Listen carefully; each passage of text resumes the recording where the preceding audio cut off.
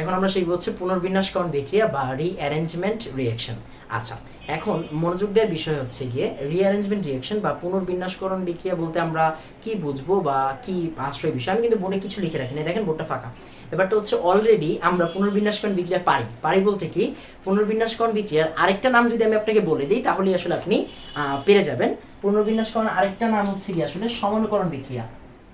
সমানুকরণ বিক্রিয়া মানে আপনি বুঝতেই পারতেছেন যে আপনি অলরেডি যেহেতু সমানতা পড়ে ফেলছেন, তার মানে সমানুকরণ বিক্রিয়া পড়াটা খুব একটা টাফ না, সমানুকরণ বিক্রিয়া বোঝাটা খুব একটা টাফ না। খেয়াল করেন, আপনাকে আমি গাঠনিক আইসোমারিজম শিখাইছি, মানে চেইন সমানতা শিখাইছি, মানে শিকড় সমানতা শিখাইছি।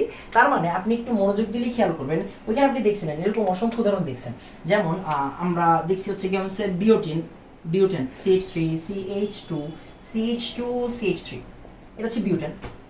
এই বিউটেনটাই আমরা কি বলছিলাম, বিউটেনটাকে আমরা একটু কমায় লিখবো, মানে মেইন কার্বন শিকড়ের মধ্যে চেঞ্জ আনবো। তার মানে আমি এখানে লিখবো হচ্ছে CH3 CH3, এখানে একটা CH3 লিখলাম।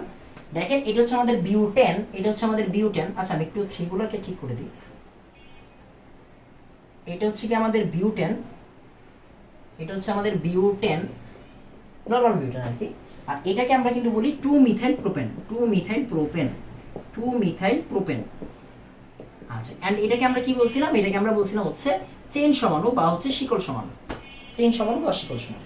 এন্ড ব্যাপারটা খেয়াল করেন, পুনর্বিন্যাসকরণ বিক্রিয়া বা আমাদের হচ্ছে গিয়ে সমানুকরণ বিক্রিয়া বলতে আমরা বোঝাই যে এটার যে সমান হয়েছে এটা তো একটা বিক্রিয়ার মাধ্যমে হয়েছে।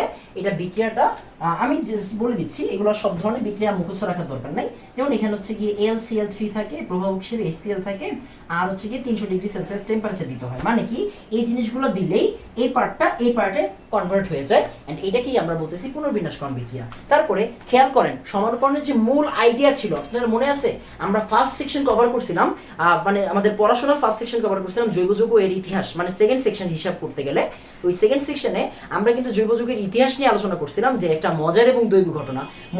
একটু মনে করে দেখেন তো, মনে করে দেখেন সেটা কি ছিল। ছিল হচ্ছে গিয়ে আমাদের অ্যামোনিয়াম সায়ানেট, বিজ্ঞানী বার্জেলিয়াস অ্যামোনিয়াম সায়ানেট যেটা কিনা একটা আয়নিক যৌগ, এই অ্যামোনিয়াম সায়ানেটকে যখন তাপ দিছিল, তাপ দিয়ে এটা কিন্তু ছিল হচ্ছে আমাদের লিকুইড, এটাকে সে সলিড বানাইতে চাইছিল।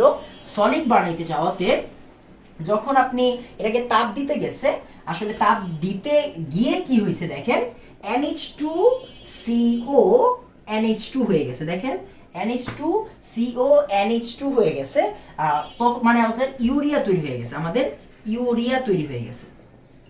ইউরিয়া তৈরি হয়ে গেছে। মনোযোগ দিয়ে খেয়াল করবেন যে দেখেন ব্যাপারটা কি, এই যে ইউরিয়া তৈরি হয়ে গেছে, এই যে অ্যামোনিয়াম সায়ানেট, এখানে নাইট্রোজেন 2টা, হাইড্রোজেন 4টা, অক্সিজেন 1টা, এখানেও কিন্তু নাইট্রোজেন 2টা, হাইড্রোজেন 4টা, অক্সিজেন 1টা।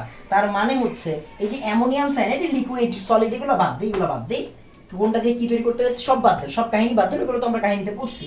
দেখেন অ্যামোনিয়াম সায়ানেটকে তাপ দিতে গেছে, অন্য কিছু বানাতে চেয়েছিল, সে কিন্তু আসলে ইউরিয়া বানাই ফেলছে। এন্ড মজার জিনিস হচ্ছে নাইট্রোজেন যা আছে এখানে, কার্বন যা আছে, অক্সিজেন যা আছে, হাইড্রোজেন যা আছে এখানে কিন্তু তাই আছে।